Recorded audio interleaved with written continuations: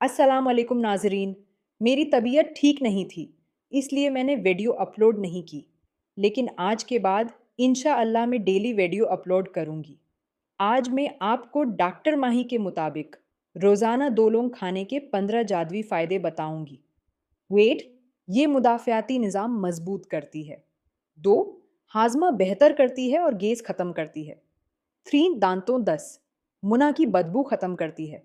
11, जिल्द साफ करती है, दाने और एकने कम करती है। 12, सिर दर्द और माइग्रेन में आराम देती है। 13, जिस्मानी ताकत और जिनसी सेहत बेहतर करती है। 14, इसमें मौजूद योजेनुअल जिस्म को कैंसर से बचाने में मदद देता है।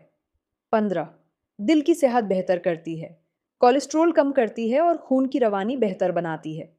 इस्तेमाल के बेहतरीन तरीके: सुबह खाली पीठ 2 लौंग चबा लें, या लौंग का कहवा पी लें, या शहद में मिलाकर खाएं, या रात को दूध में पकाकर पी लें।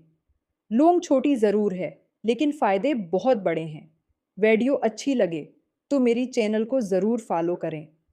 अल्लाह हाफ़िज़।